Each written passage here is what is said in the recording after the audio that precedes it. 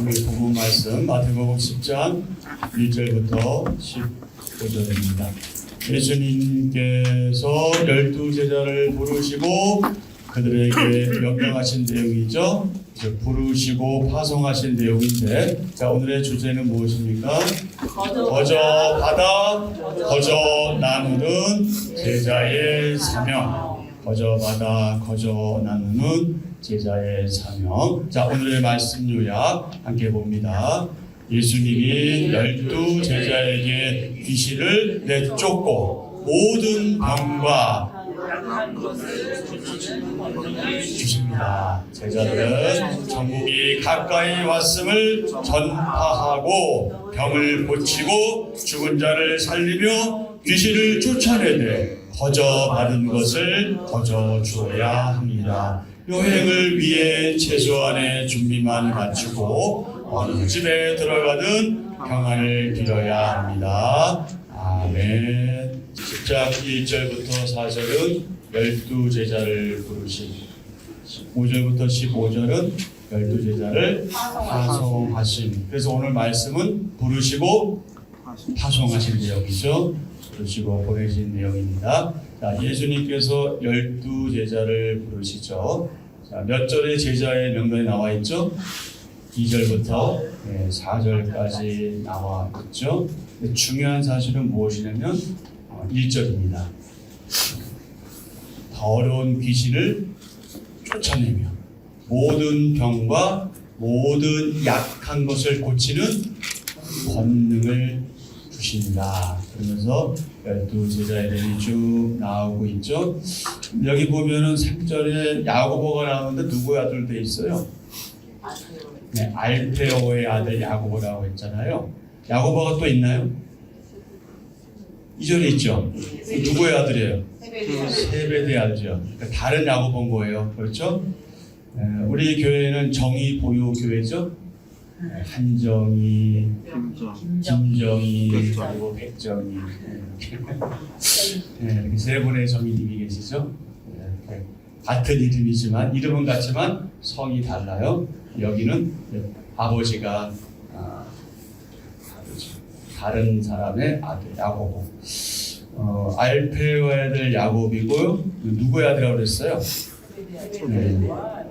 여기 요셉의 3절은 요셉의 아들 요셉이라고 부르는데, 아니 알페오의 아들이자 요셉 또는 요셉의 형제인데요. 작은 야고보로 불렸어요. 3절에 있는 야고보는. 다른 야고보는 세베대의 아들이고요. 자, 그 중에 또 한 사람인데 누구냐면 가나나인 시몬이라는 사람이죠. 4절에 보면 가나나인 시몬, 베드로 시몬 베드로가 있고요. 가나나인 시몬이 있는데 누가복음에서는 그를 셀롯인 시몬이라고 표현하고 있어요. 그럼 우리 생각에는 왜 다르지? 여기는 왜 가나나인데 여기 셀롯이라고 했지 하고 생각할 수 있는데 의미는 같아요. 둘 다 뜻은 같아요. 열심당원이에요. 열심당원 시몬, 열심당원 시몬. 가나나인이나 셀롯이나 같은 의미가 뭐라고요? 열심당원이다. 로마 지금 지배 아래 있잖아요.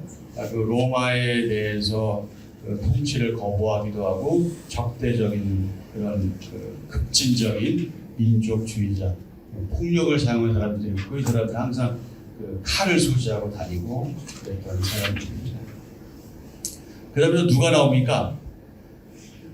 3절에 또 마태가 나오죠.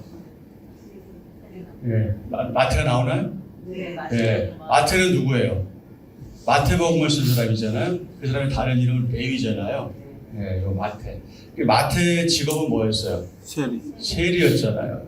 그러니까 이 세리는 그 당시에 어떤 사람이냐면 일단 죄인으로 취급됐고 이쪽에 매국노, 저기 로마에 빌부터 살면서 아주 그 우리 백성들, 국민들의 그 혈세를 그냥 막 가로채고 저 나쁜 놈들, 저 죄인 놈들 이렇게 취급받는 사람이었거든요. 로마에 협력하는 매국노로 여겨졌고요. 예수님의 제자 중에는 정치적으로 적대 관계에 놓인 자들도 있었습니다. 그럼에도 다 같이 시작. 그들은 예수님으로 말미암아 하나 되는 공동체를 이루었습니다. 이게 중요하죠. 각각 다르다는 얘기예요. 심지어 세류도 있었고 셀롯 당원도 열심 당원도 있었고 뭐 그러했지만 예수님으로 말미암아 하나 되는 공동체를 이루었다. 오늘 우리도 각각 다르잖아요. 우리 가운데 같은 사람이 어디 있어요? 얼굴부터 시작해서 다 다르지만 우리는 지금 무엇을 이루고 있는 거예요? 예수님으로 말미암아 하나 된 공동체를 이루고 있는 거죠. 계속해서 예수님과 12 제자는 하나 될 수 없는 이들이 무엇을? 연합을 이룬 기적의 집단이다. 그런데 오늘 이 시대의 지역교회가 그러하고요. 오늘 저와 여러분도 우리 어떤 집단이에요? 기적의 집단이에요. 놀라운 일이죠. 우리가 이 자리에서 함께 공동체를 이루고 연합해서 교회 생활을 하고 있고 하나님 섬긴다는 것 자체가 기적이에요. 기적. 우리 그런 생각 사실 잘 안 하고 살잖아요. 근데 그 기적이라는 사실을 기억하면 우리가 서로에 대해서 얼마나 관심 가지게 되고 사랑하게 될지가 나오는 거예요. 근데 그런 생각이 우리 가운데 축소되어 있거나 아니면 없거나 그저 대면 하면 그만큼 우리의 사랑은 더 진전될 수가 없죠. 앞으로 나아갈 수가 없고 사랑의 열매를 맺기가 그만큼 힘들어지는 거예요.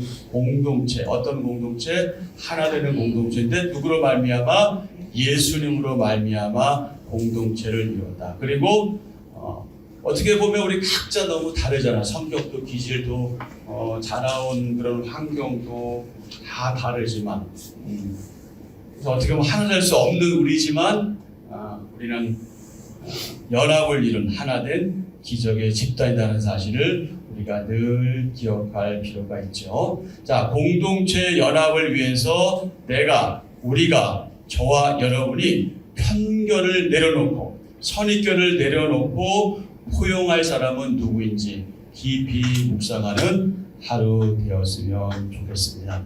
왜 우리는 대부분 그 사람의 외모라든지 뭐 그런 거 보고 자꾸 이게 나도 모르게 판단할 습성이 있잖아요. 저 사람은 뭐 왜 저래 이러는 그 사람을 나도 모르게 어떤 그 규정을 지었는데 그래서는 안 된다는 거예요. 그가 누구든지 어떤 사람이든지 편견을 내려놓고 선입견을 내려놓는 것 너무 중요하고요.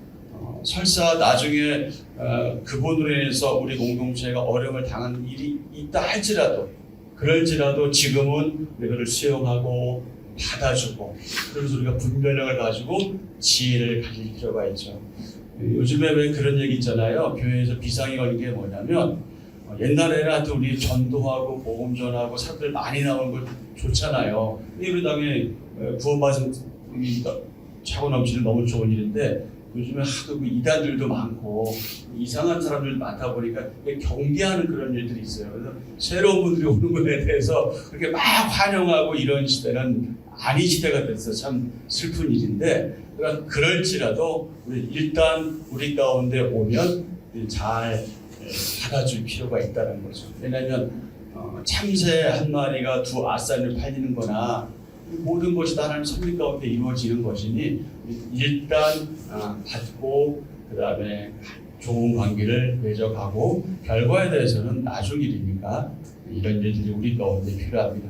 공동체 연합 하나됨을 위해서 또 그것을 지켜나가기 위해서 우리가 우리 생각, 우리의 편견, 우리의 선입견을 내려놓고 어떻게 서로를 포용할 것인지 응답할 것인지 이것에 대해서 묵상하는 하루가 됐으면 좋겠고요. 자, 5절부터 15절은 12 제자를 파송하신 내용이죠.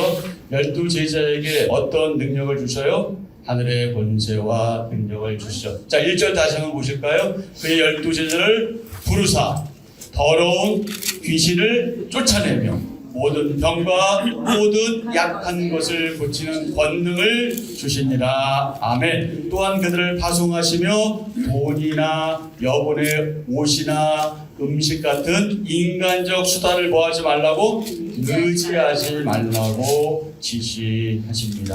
자, 9절부터 13절 보겠습니다. 먼저 7절 보면은 6절부터 5절부터 봐야 되겠네. 자, 이방인의 길로도 가지 말고 사마리아인의 고을에도 들어가지 말고, 자 6절, 오히려 이스라엘 집에 잃어버린 양에게로 가면서 전파하여 말하되 천국이 가까이 왔다 하고 병든 자를 고치며 죽은 자를 나병한 자를 귀신을 너희가 거저받았으니 거저주라. 너희 전대 금이나 은이나 동을 여행을 위하여 배낭이나 두보롯이나 신이나 지팡이를 이는 일꾼이 자기의 먹을 것 받는 것이 마땅합니다. 어떤 성이나 마을에 들어가든지 그 중에 합당한 자를 찾아내어 너희가 떠나기까지 또 그 집에 들어가면서 그 집이 합당하면 너희 빈 평안이 더 임할 것이요 만일 합당하지 아니하면 그 평안이 너희에게로 돌아갈 것이니라. 아멘. 너희가 거저받았으니 어떡하라고요? 거저주라. 우리가 가진 모든 것은 사실 어떤 것입니까? 다 거저받은 것이에요. 물론 우리가 애쓰고 수고한 것도 있겠죠. 그러나 하나님께서 다 주신 겁니다. 우리의 존재가 하나님의 창조로 인한 것이기에 사실 본래부터 우리 것이라 할 만한 것은 하나도 없습니다. 다 거저받은 겁니다. 다 거저받은 건데 받지 않은 것처럼 자기를 자랑하거나 욕심을 부리는 것, 그것은 일종의 죄라 볼 수 있는 거죠. 더구나 그리스도 예수 안에 있는 구원은 전적인 하나님의 은혜이며 아무것도 지불한 것이 없이 거저받은 선물입니다. 복음과 은사와 능력 다 어떤 것이에요? 거저받은 겁니다. 그러니 거저받은 것으로 이익을 취하려는 마음은 뭐가 같다? 도둑의 심보와 같다. 은혜로 시작했던 것이 직업이 되면 자기 권리를 주장하려는 자세가 나오게 됩니다. 그런 마음이 들 때마다 정신을 바짝 차려야 하지요. 하나님께서 먹여주시고 입혀주십니다. 하지만 그것을 권한으로 알아서 팔아먹으려고 주장하는 마음이 들면 스스로 자신을 쳐서 복종하기까지 나아가야 하죠. 자, 전대는 뭔지 다 아시죠? 먼 길을 떠나거나 여행할 때 돈이나 물건을 넣어두기에 편리한 그런 자루 같은 가방인데요. 염소의 생가죽이나 낙타털 또는 굵은 배로 만들었다고 합니다. 돈이나 물건을 넣은 뒤에 허리에 차거나 이제 어깨에 맸던 그것은 이제 전대라고 하고요. 제자들은 예수님께 권능을 부여받고 귀신 들린 자와 병든 자와 심지어 누구까지? 죽은 자로 보냄을 받습니다. 이런 사람들을 회복시키는 일은 인간의 능력과 수단으로 어떠하다? 불가능하다. 복음 전도를 할 때 한 대 받기는커녕 박해를 당할 수도 있습니다. 14절, 누구든지 너를 영접하지도 아니하고 너희 말을 듣지도 아니하거든 그 집이나 성에서 나가 너희 발에 먼지를 떨어버리라. 15절, 내가 진실로 너희에게 이르노니 심판날에 소돔과 고모라 땅이 그 성보다 견디기 쉬우리라. 소돔과 고모라 이거 다 아시는 내용이잖아요. 어떻게 멸망했는지. 소돔의 뜻은요, 에워싸인 장소입니다. 에워싸인 장소이고요. 아브라함 당시 사해 연안 시딤 골짜기에 위치했던 성읍입니다. 고모라는 이 참 뜻이 이게 왜 이렇게 이름이 지어졌을까? 침몰이 침몰. 고모라의 뜻이 침몰입니다. 말 그대로 침몰했죠. 사해 남쪽 끝 시딤 골짜기에 저지되어 있던 5성읍 중 하나인데요. 이 소돔과 고모라 두 도시는 유황불 심판으로 멸망했죠. 타락하고 부패하고 사악한 그 심판의 상징으로 경각심을 주는 것이 바로 소돔과 고모라이죠. 자, 제자는 무엇을 인정해야 한다? 자신의 능력과 감정으로 사명을 감당할 수 없다. 이것을 인정하고요. 무엇을 의지해야 한다?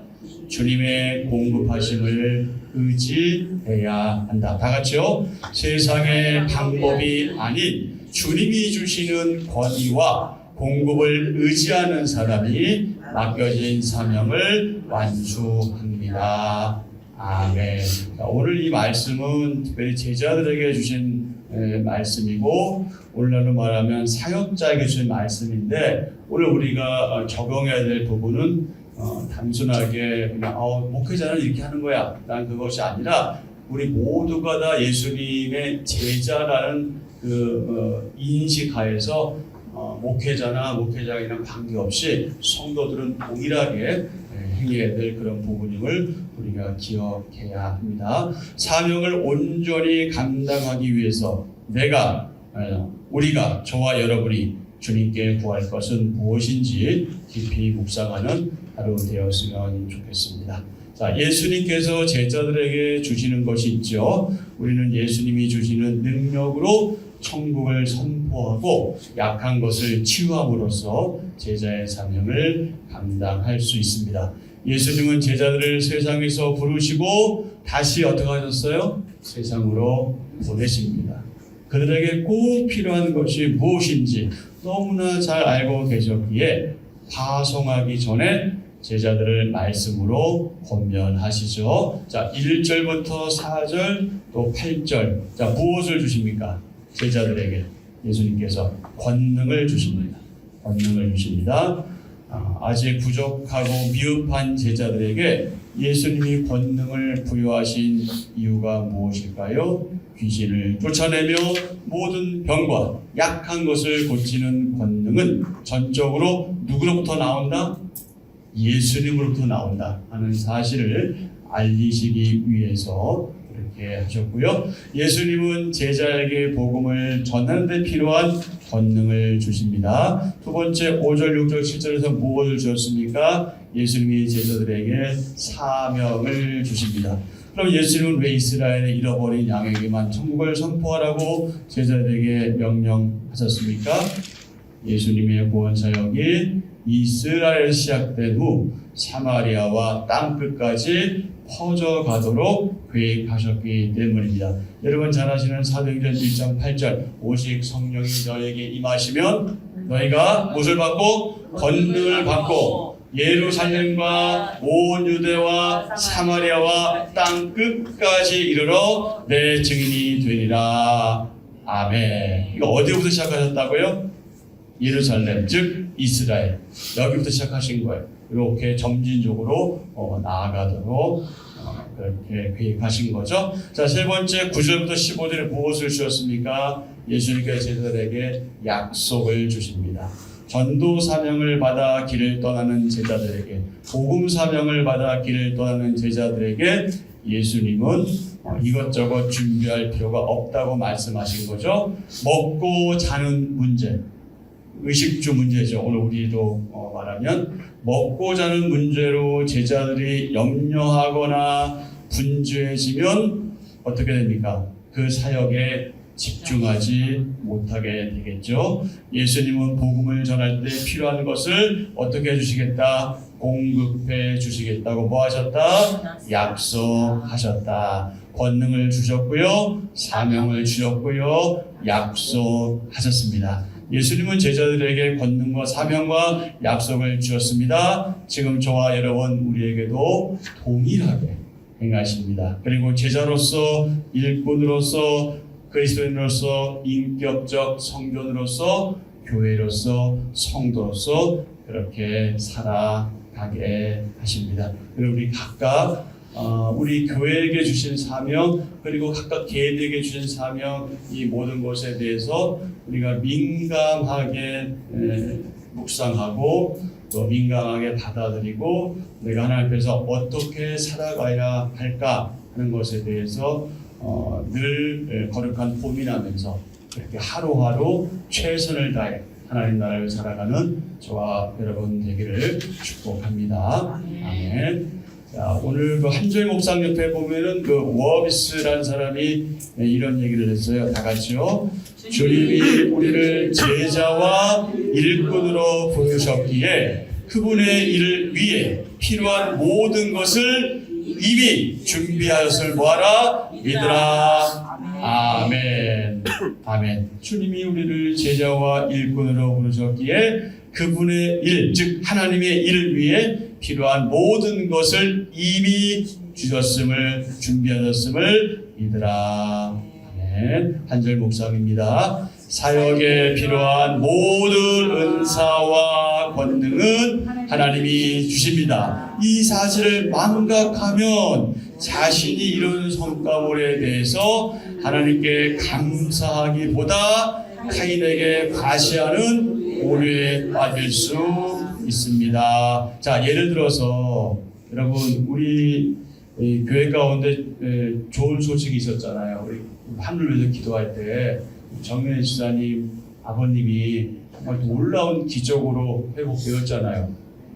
근데 제가 여러분 제가 새벽마다 기도해서 그분이 난 겁니다 이런다면 어떤 거라는 거예요? 그게 아니라는 거예요. 제가 기도해서 그런 거 아니잖아요. 그건 누가 하신 거예요? 하나님이 하신 거잖아. 근데 마치 겸손한 척 하면서 저는 아닌데요 그러면서 자꾸 내가 하는 것은 여러분 그거 굉장히 민감하게 보셔야 돼요.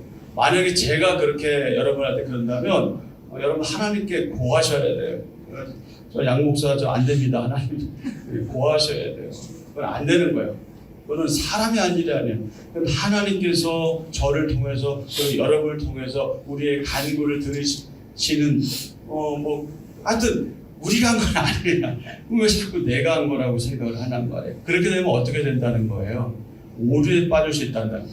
그렇게 되면은 그건 하나님이 하신 일이라고 자꾸 내가가 드러나면 그것은 신앙이라고 볼 수 없는 거예요. 너무 안타까운 일이죠. 지금 이 얘기를 하고 있는 거예요. 이 사실을 망각하면요 누구라도 마찬가지입니다. 저도 그렇고 여러분도 그래요. 자신이 이룬 성과물에 그게 왜 자신이 이룬 거야? 자신이 이룬 게 아닌데도 그것에 대해서 하나님께 감사하기보다는 자꾸 어떻게 하고 싶은 거예요? 아시하고 싶고 내세하고 싶고 내가 한 거야. 그런 오류에 빠질 수 있다는 사실이 여러분 그걸 잊어서는 안 되고요. 그것을 위해서 기도하셔야 되고 혹 제가 그런 오류에 빠지지 않도록 기도로 도우셔야 됩니다. 이거 매우 중요한 일입니다. 자신을 통해 계속이요. 자신을 통해 혜택을 입은 상대에게 무엇을 기대하고 보상을 기대하고 요구하는 계산적 태도에 빠질 위험도 있다. 이게 다 헛된 거예요. 여태까지 한 거 다 무너지는 겁니다, 여러분. 지금까지 잘했으면 끝까지 잘해 나가셔야 돼요. 저도 그렇고 여러분을 또 그렇고 우리 모두가 자 이런 유혹을 이기는 길은 거저 받았으니 거저 주라는 예수님 말씀에 충실히 뭐하는 것이다? 순종하는 것이다. 모든 것을 은혜로 받았기에 대가 없이 기꺼이 나누는 삶이 하나님이 우리에게 원하시는 삶입니다. 아멘. 거저 받았으니 거저 주라. 이거 기억하시고요. 하나님 말씀에 순종해야겠고 모든 것을 은혜로 받았기에 대가 없이 기꺼이 나누는 삶이 우리 아버지께서 저와 여러분에게 원하시는 삶이라는 사실 꼭 기억하고 그렇게 우리의 남은 인생 살아가면 좋겠습니다. 자, 오늘의 기도 함께합니다. 주님, 도저히 제자로 부르심을 받을 수 없는 죄인인 저를 불러주어서 감사합니다.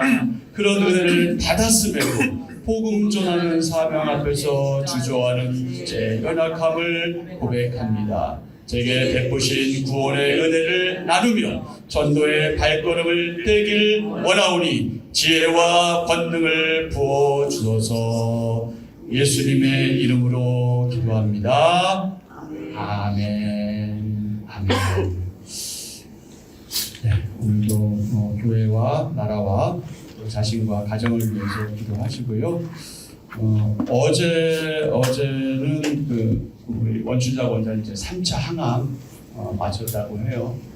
그리고 월요일날 원래 입원 예정이었는데 화요일날 입원해서 월요일 정확하게 언제 입원해서 모르겠는데 어제 문자가 왔어요. 와서 어제 제 3차 항암 마쳤다고 왔으니 너무 좋은 소식이죠. 또 몸의 반응이 또 안 좋으면 모셔보는 했는데 여러분 계속해서 기도해 주시고 한장로님 위해서도 계속해서 기도 부탁드립니다. 그리고 최유정 집사님 남편 그 손문희 집사님이 그